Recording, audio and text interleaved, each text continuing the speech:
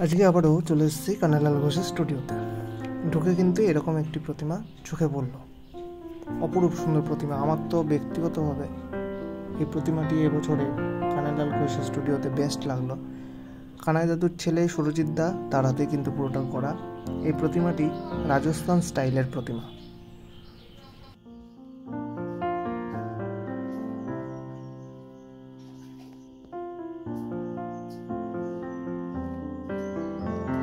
এখানে কিন্তু অনেক কটি অসুরকে দেখতে পাবেন এবং তার সাথে রথের ইউজ করা হয়েছে। রথের উপর কিন্তু এরকম গণেশ, লক্ষ্মী, সরস্বতী, কার্তিক আছে। পরবর্তীকালে সেগুলি দেখবেন।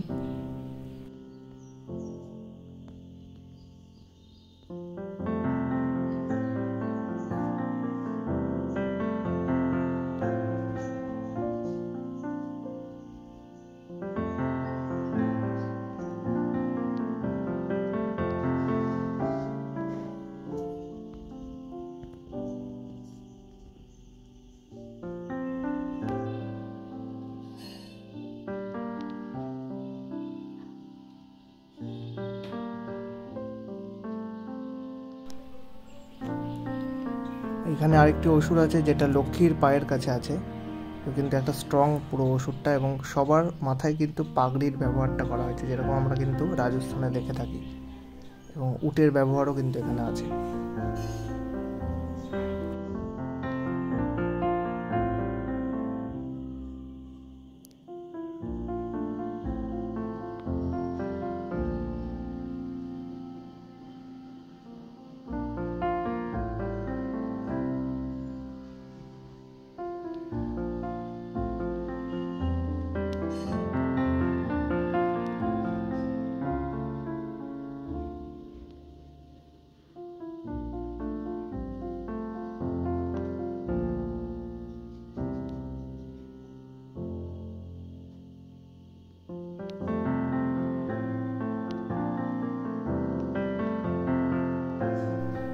মা দুর্গার একদম পায়ের তলাতেই কিন্তু একটা অসুর আছে, যে হচ্ছে রথের চাকা ধরে আছে।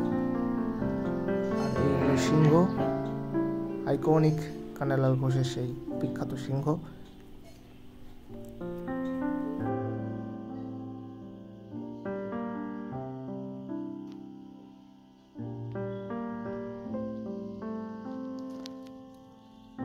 এই হলো দেবী মূর্তি।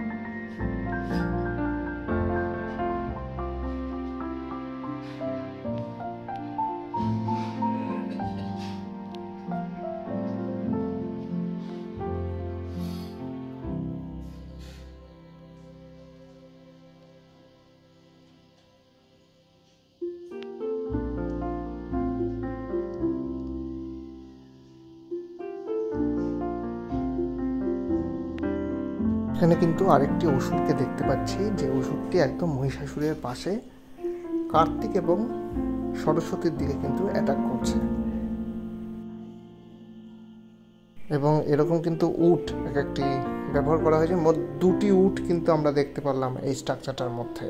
এবং তাছাড়া এরকম রথের উপর কিন্তু বসা সরস্বতী আছে এবং কার্তিক আছে। কার্তিক কিন্তু আরেকটি উটে আছে, মানে তিনটে উট, মোট তিনটে উটে কিন্তু বসে আছেন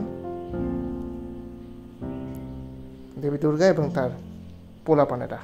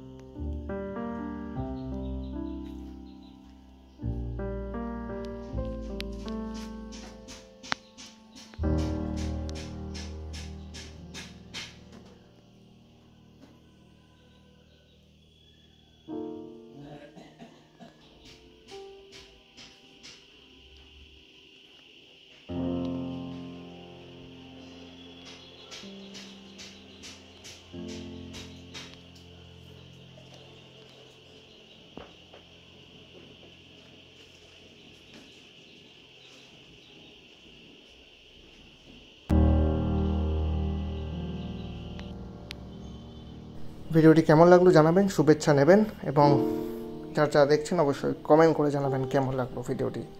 ভালো থাকবেন।